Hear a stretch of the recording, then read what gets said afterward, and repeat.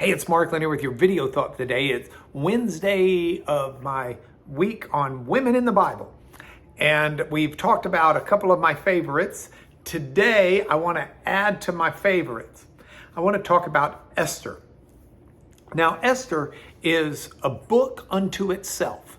It's an entire book of the Old Testament, and it's based on a woman named Esther, who was a Jewish woman at the time that King Ahasuerus, or King Xerxes, was ruling Israel and Judah. God's people had been conquered and carried off into captivity. And he had a wife named Vashti. Actually, he probably had a lot of wives. But Vashti disappointed him one day, so he decided to dump her and to get a new wife and to have a beauty contest. And the beauty contest, lo and behold, was won by this Jewish girl named Esther, who'd been raised by her uncle Mordecai. Now, Esther becomes the king's new bride, but she's part of a harem, and she only can go see the king when he summons her. That's the way of the law back then. And if she were to go on her own and leave her place, she'd be subject to being killed. And we already know this is a king who doesn't put up with bad treatment from his wives. So she's a bit weary about that. Now, meanwhile, her uncle Mordecai has had this run-in with an official named Haman. And Haman, bad dude. Haman wants to see all of the Jews killed. So he gets the king to pass a law that's an irrevocable law that says on these certain dates, certain coming up, it's going to be like a day to kill Jewish people without any repercussions, because they've been painted as enemies of the king. And so, of course, Haman has no idea that Esther is Jewish. Now, Mordecai pulls Esther aside, and he tells Esther, you've got to go approach the king on this. She says, I can't do that. And he says, look, this may be the whole reason you're there. It's Esther 4:14, famous verse. He says, who knows whether you have come into the kingdom for such a time as this.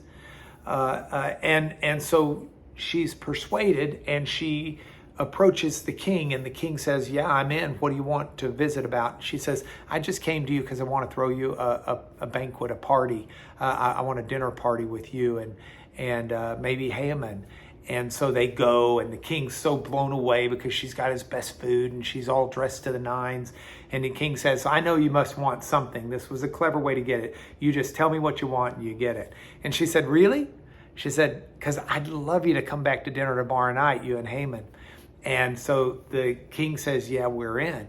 Well, Haman starts getting a big head, and he's thinking that this is his ticket, and that he's going to be able to kill Mordecai, get him hung, and that Haman's clearly got the favor of the king, and he gets to go dine with the queen, and he's all juiced.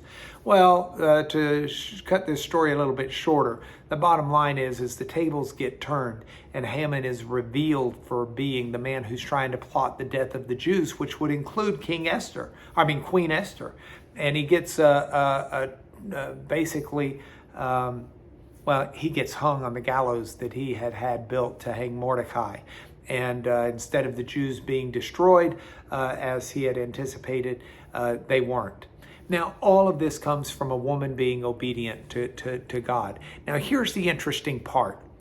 This story begins with now in the days of Ahasuerus or Xerxes, and it ends with peace to all of his people. But in between that start and that finish are 167 verses, and never once is the name of God mentioned in this book. And yet God permeates every page, because that's the way of God. Whether we mention him or not, God is still working in our lives and working in history to bring about the good for him and his people, his kingdom and his people. And that goodness includes the idea that's here in Esther in chapter 9, verse 22, where it says that the month that had been set aside to kill the Jewish people turned for them from sorrow into gladness, from mourning into a holiday. And Purim, that holiday, is still celebrated by the Jewish people now. I think it was in March of this year. But within the realm of all of that, that's the way it is for God. And God is able to recognize there's a time to weep, but there's a time to laugh, and he can turn things into times of celebration. God's not always looking to make the day bad. God loves a party. He institutes a lot of parties in the Bible. And remember, Jesus turns water into wine at a party. He's all for celebration and joy, as well as understanding what the rest of time is. And then we close with a third point. Esther's question that was posed to her by her uncle Mordecai, who knows but whether or not you came to the kingdom for such a time as this.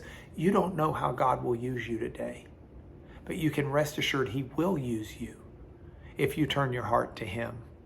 And that's my thought for the day, because that's what I want to do. That's why I want to see him work in my life. God bless you. Another lesson from another woman of the Bible tomorrow.